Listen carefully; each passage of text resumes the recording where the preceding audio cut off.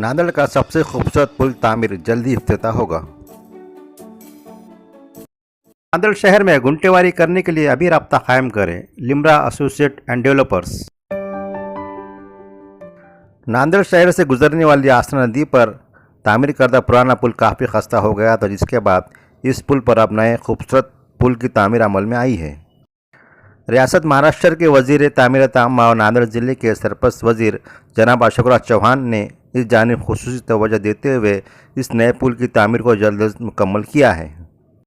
ये पुराना पुल काफ़ी खस्ता हो गया था, जिसकी वजह से काफ़ी दिनों से बंद कर दिया गया था और सारी ट्रैफिक नए आसना ब्रिज के से गुजर रही थी।